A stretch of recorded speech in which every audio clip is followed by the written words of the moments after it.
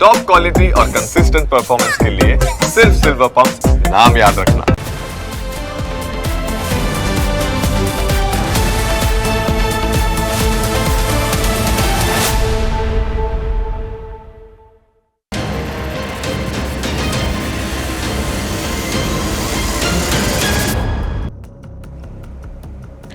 તહેવારો હવે આવી ગયા છે। રક્ષાબંધનથી શરૂ કરીને છેક દિવાળી સુધી ચાલનારા તહેવારો દરમિયાન માર્કેટમાં મીઠાઈ, ફરસાણ અને નમકીનનું ધૂમ વેચાણ થતું હોય છે, પરંતુ શું તમે જે મીઠાઈ ખાઓ છો તે અસલી છે કે નકલી? કેવી રીતે તમારા આરોગ્ય સાથે ચેડા કરવામાં આવે છે અને અસલી કે નકલીની ઓળખ કરવી તેની વિગતે આજે વાત કરીએ।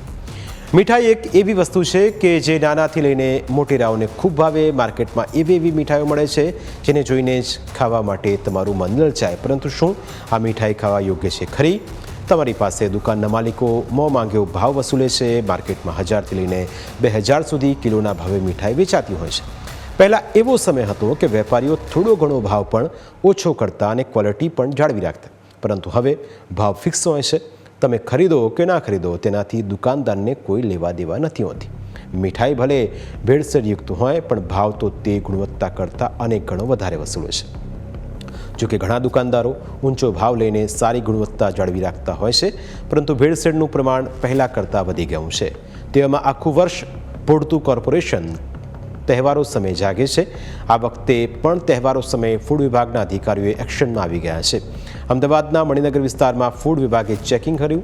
સામાન્ય રીતે મીઠાઈ અસલી છે કે નકલી તેની ઓળખ કરવી આપણા માટે મુશ્કેલ હોય છે, પરંતુ ફૂડ વિભાગ તેનું કેવી રીતે ચેકિંગ કરે છે?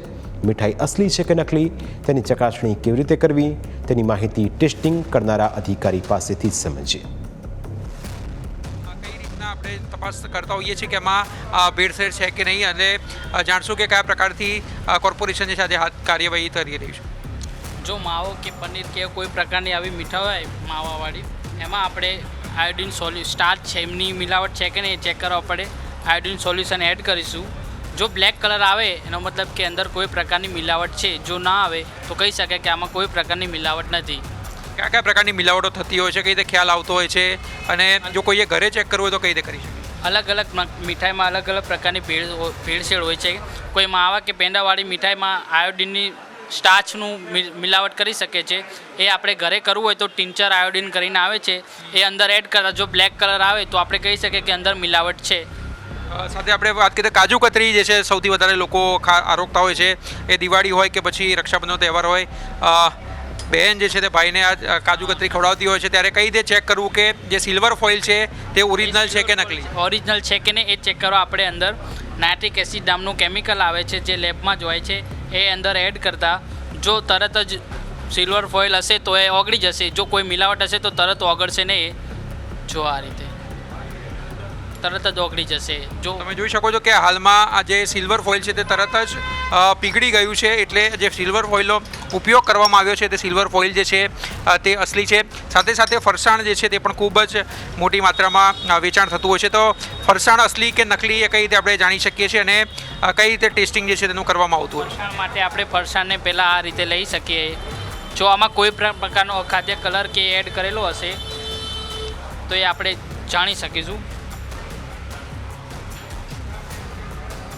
તો તમે જોઈ શકો છો કે હાલમાં જે કેમિકલ જે છે તે અંદર એડ કરવામાં આવી કયું આ કેમિકલ છે સોલોન ઈથર, જે લેબમાં જ હોય છે, આપણે ઘરે ના કરી શકીએ, એના માટે તમારે લેબમાં જવું પડશે।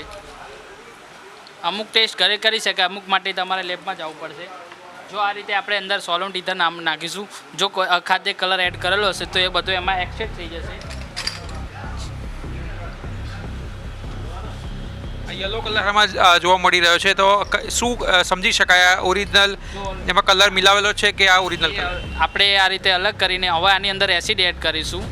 જો એસિડ એડ કરતાં પિંક કલર આવે તો આપણે એવું કહી શકીએ કે અંદર મિલાવટ કાં તો હળદર હશે અથવા કોઈ અખાદ્ય કલરની મિલાવટ હશે। હવે આ બેમાંથી શું હશે એ ચેક કરવા આપણે અંદર પાણીના 4-5 ડ્રોપ એડ કરીશું। જો પાણી એડ કરતાં કલર જતો રહે તો કહી શકાય કે એમાં કોઈ પ્રકારની મિલાવટ નથી, હળદર જ હતી એવું કહી શકાય। તમે જોઈ શકો છો કે આમાં હળદર જે અન્ય કોઈ પણ પ્રકારનું કેમિકલ જે છે તે અંદર એડ કરવામાં નથી આવ્યું, કારણ કે હળદર જે છે તે પણ નકલી મળતી હોય છે માર્કેટમાં, અને તેના કારણે સ્વાસ્થ્યને જે છે તે નુકસાન થતું હોય છે. એટલે ટિંચર, આયોડિન હોય કે અન્ય કેમિકલ્સ હોય તેનાથી ટેસ્ટિંગ જે છે તે કરવામાં આવતું હોય છે. અને અમદાવાદ મ્યુનિસિપલ કોર્પોરેશનની ટીમ જે છે તે આજે સાથે સાત ઝોનમાં મીઠાઈઓની દુકાનો જે આવેલી છે ત્યાં આ જ પ્રકારની લાઈવ ટેસ્ટિંગ જે છે કરી રહી છે. અને જો થોડુંક પણ જે છે તે આશંકા જણાય તો જે ટેસ્ટ જે છે તે લેબમાં કરવામાં આવતો હોય છે. ત્યારબાદ જે તે ફરસાણને જે દુકાનો આવેલી છે તેને પેનલ્ટી પર ફટકારવામાં આવતી હોય છે. એટલે તહેવારોની સિઝન છે અને લોકો મિલાવટ ન કરે તે માટે અમદાવાદ મ્યુનિસિપલ કોર્પોરેશનની ટીમ જે છે તે તમામ ઝોનમાં આજે તપાસ કરી રહી છે. અમદાવાદમાં હજુ થોડી સ્થિતિ સારી છે, પરંતુ સુરતમાં તો અનેક હોટેલ રેસ્ટોરન્ટમાં લોકોના આરોગ્ય સાથે ખુલ્લેઆમ ચેડા કરવામાં આવી રહ્યા છે. સુરત કોર્પોરેશનના ફૂડ વિભાગે ભાગળ માવા બજારમાં ચેકિંગ કર્યું અને માવાના સેમ્પલ લઈને તપાસ માટે મોકલાયા છે. શહેરની 189 હોટેલ અને રેસ્ટોરન્ટમાં તપાસ કરવામાં આવતા 7,629 કિલો અખાદ્ય ખોરાકનો જથ્થો મળી આવ્યો.